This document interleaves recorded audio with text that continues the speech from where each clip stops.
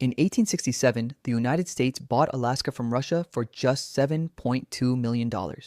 Many Americans called it the stupidest purchase in American history. Newspapers mocked it as Seward's Folly. Cartoonists drew it as a frozen wasteland, a polar bear garden, an icebox nobody wanted. Congress nearly refused to pay for it at all. But behind the ridicule was a calculated financial gamble. One empire desperate to sell, and another betting on land it hadn't even seen.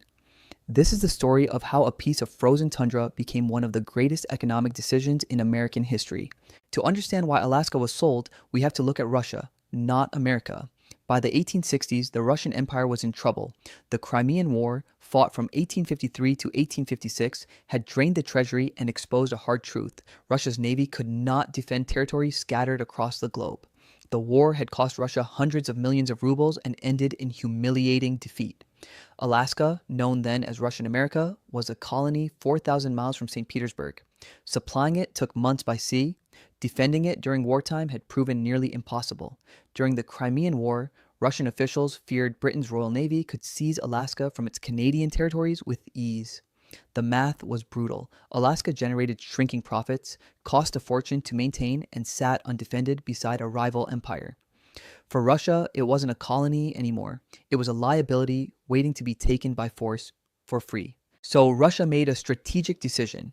If Alaska was going to be lost eventually, better to sell it than lose it in a war. There was also a deeper motive: geopolitics.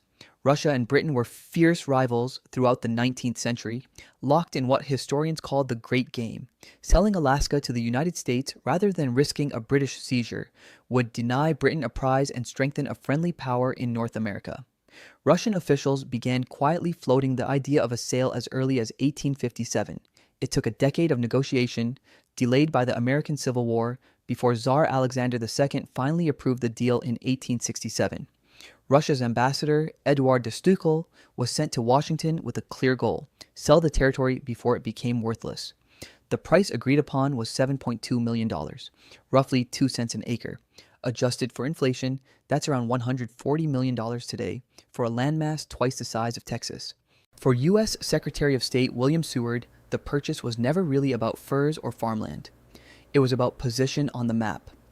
Alaska gave the United States a foothold in the North Pacific, bordering British Canada from the west and sitting just 55 miles from Russia across the Bering Strait.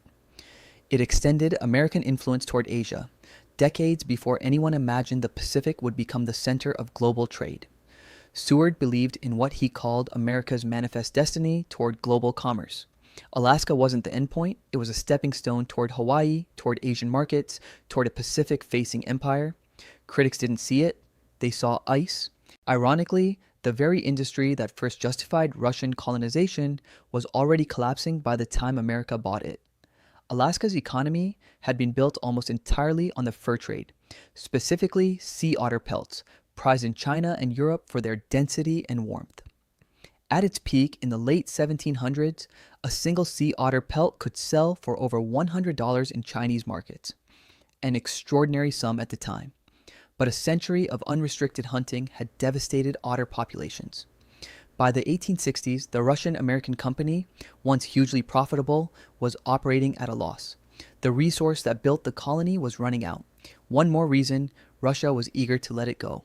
Beyond furs, Alaska offered something quieter but just as valuable: geography. Its coastline offered ice-free ports and access to Pacific shipping lanes connecting North America to Asia.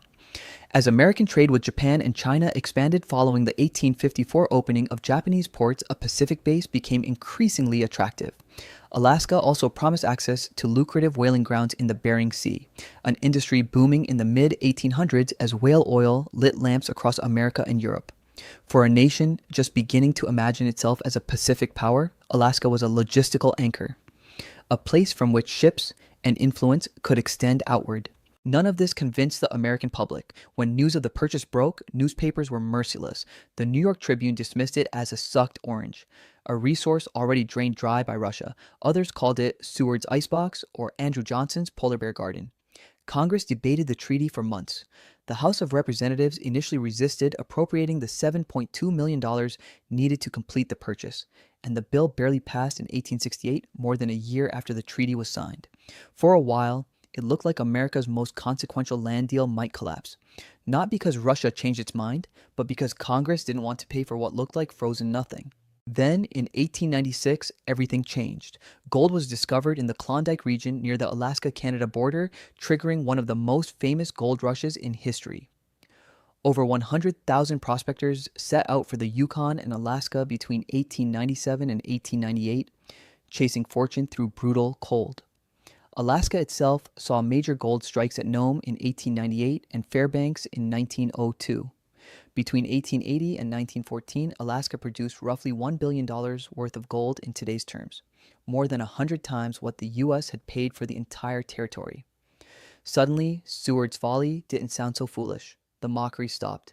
The math had flipped entirely. Gold was only the beginning. In 1968, oil was discovered at Prudhoe Bay, the largest oil field ever found in North America. The Trans-Alaska Pipeline, completed in 1977, has since carried more than 18 billion barrels of crude oil, generating tens of billions of dollars in revenue for the state and federal government. Alaska's fishing industry alone is worth billions annually today, supplying a significant share of the seafood consumed in the United States. Add in timber, natural gas, and minerals, and Alaska has returned its original price thousands of times over. The worthless icebox turned out to be one of the most resource-rich territories on Earth. Alaska's strategic value proved just as prophetic as its economic value. During World War II, Alaska became a critical front. Japanese forces actually invaded and occupied parts of the Aleutian Islands in 1942, the only World War II battle fought on incorporated U.S. territory. During the Cold War, Alaska's proximity to the Soviet Union made it essential for early warning radar systems and military bases that remain active today. What began as a hedge against British expansion became, a century later, America's front line against a different rival entirely. So what was Alaska actually worth? The land alone, given its oil, mineral, timber, and fishing resources, is estimated to be worth well over $1 trillion today. Alaska's oil reserves alone have generated over $180 billion in cumulative revenue since production began. Its GDP today exceeds $60 billion a year. For $7.2 million in 1867, about $140 million in today's money, the United States acquired a territory whose resources have returned value thousands of times over, not counting its immeasurable strategic worth throughout 2 world wars and the Cold War. Few real estate transactions in human history compare.